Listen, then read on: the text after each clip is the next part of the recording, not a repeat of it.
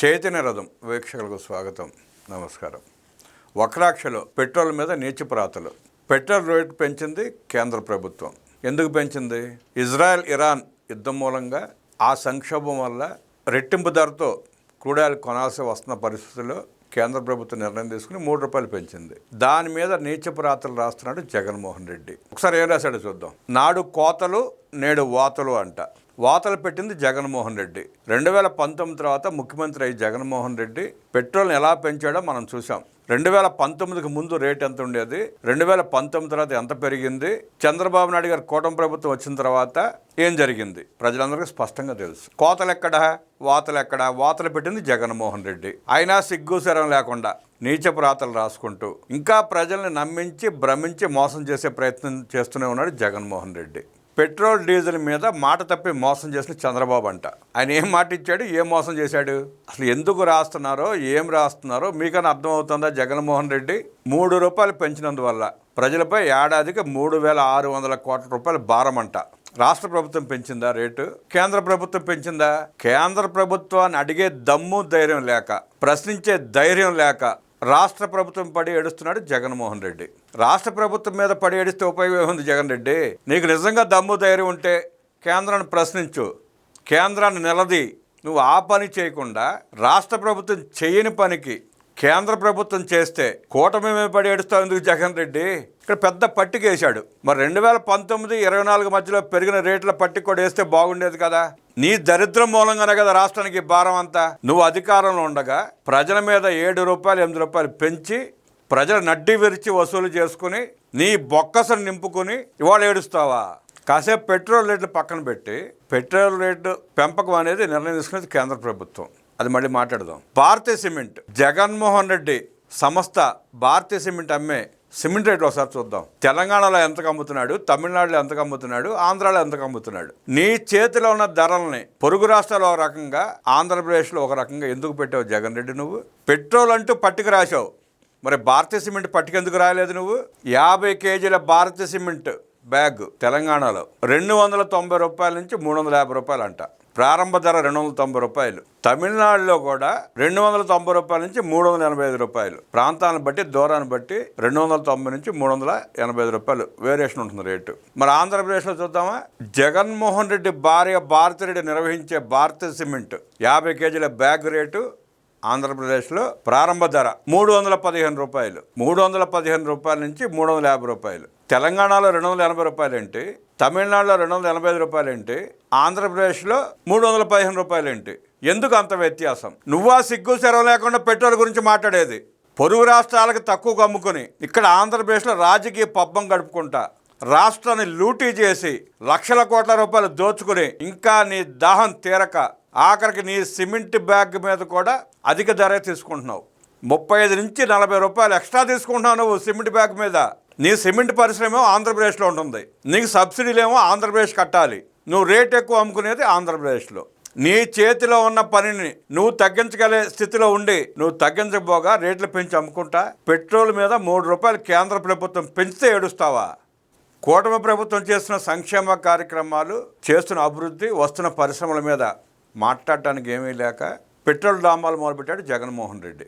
నువ్వు ముఖ్యమంత్రిగా ఉండగా నీ పరిపాలనలో పెంచిన రేట్ల గురించి మాట్లాడితే ప్రజలు ప్రశ్నిస్తే మీ ముఖాలు ఎక్కడ పెట్టుకుంటారు జగన్ రెడ్డి? మీ ముఖాలు ఎక్కడ పెట్టుకుంటారు? ఇవాళ పెట్రోల్ రేట్ల గురించి మాట్లాడుతున్న వైసీపీ నాయకులు సమాధానం చెప్పాలి. ఈ మధ్య ఆంధ్రప్రదేశ్లో రాజకీయ నాయకులు మాట్లాడుతున్న మాటలు చూస్తూ ఉంటే ప్రజలకు ఏడ్వాలో నవ్వాలో కూడా తెలియడంలా అంత దిగజారి మాట్లాడుతున్నారు వైఎస్ఆర్ కాంగ్రెస్ పార్టీ నాయకులు. ప్రజలకు నిజాలు తెలుసన్న ఇంగితం కూడా లేకుండా నిస్సిగ్గుగా చెప్పిన అబద్ధమే చెప్పే ప్రయత్నం చేస్తున్నారు.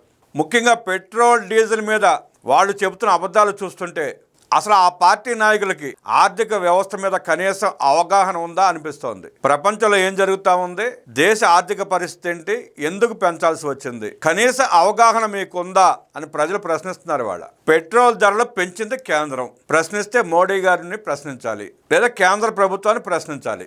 రాష్ట్రానికి ఏం సంబంధం?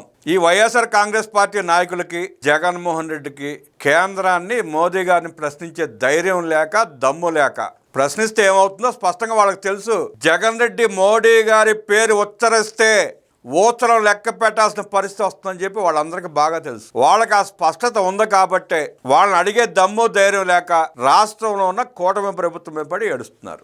ఏ సంబంధం లేని విద్యాశాఖ మంత్రి నారా లోకేష్ గారి మీద పడి ఏడుస్తున్నారు. ఆయన మీద కేసులు పెట్టాలంట.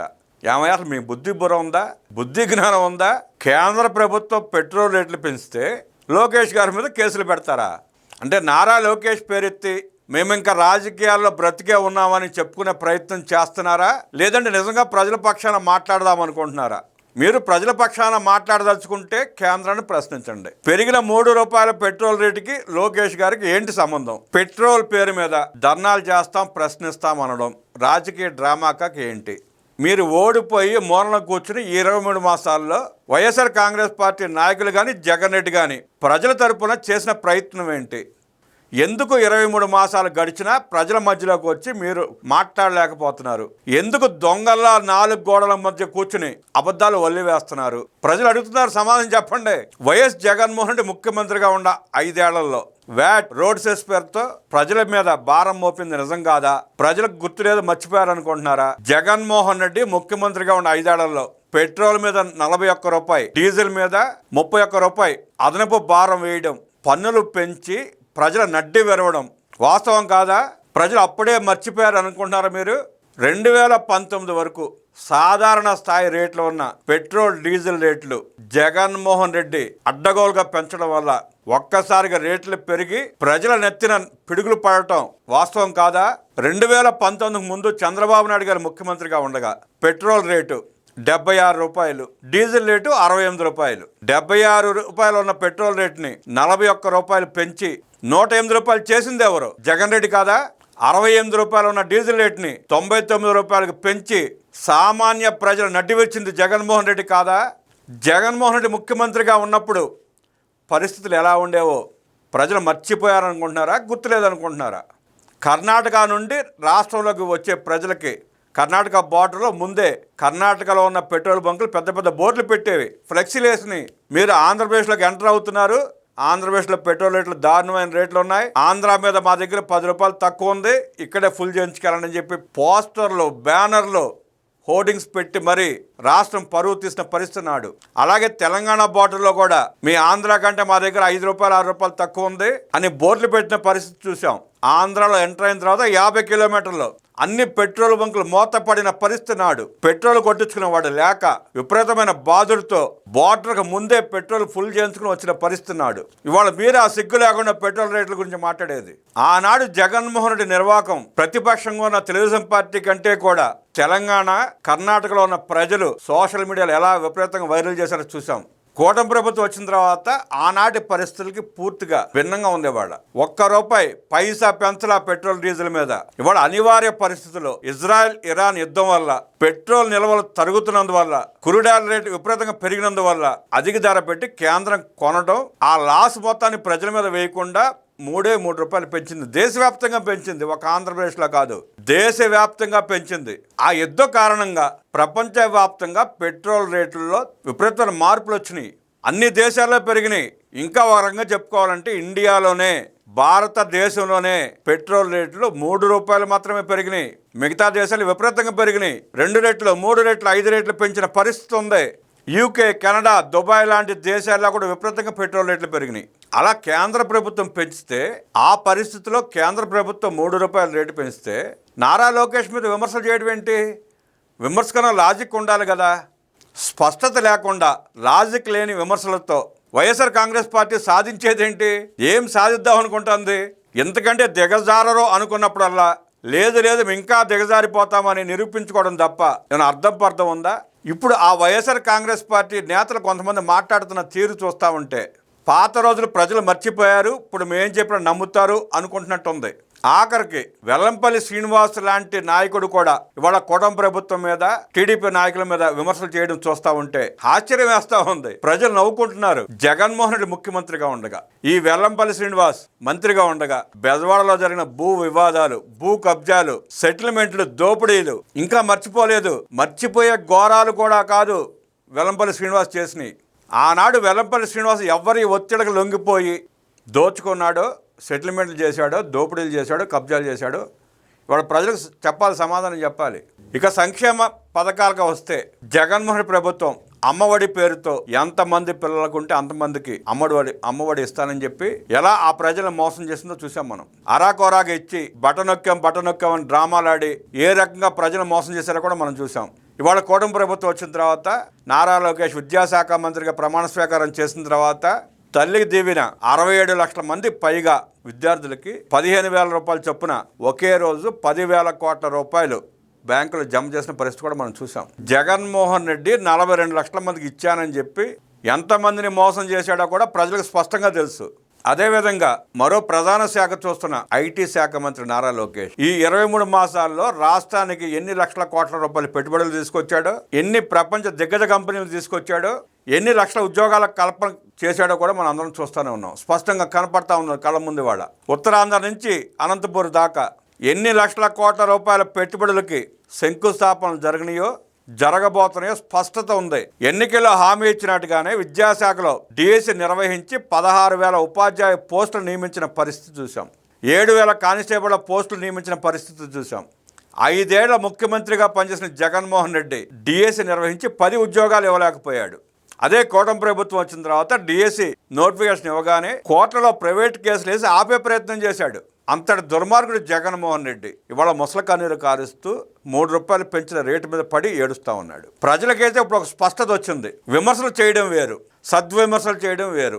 విమర్శలు చేయడం చాలా సులువు, కానీ గత 5 ఏళ్లలో జగన్మోహన్ రెడ్డి చేసిన తప్పుల్ని ప్రజల దృష్టి నుంచి మళ్లించి మరిపించడం చాలా కష్టం. మీరు చేసిన పాపాలు, ఘోరాలు, మోసాలు, నేరాలు, దోపిడీలు ప్రజలు మర్చిపోయేవి కావు.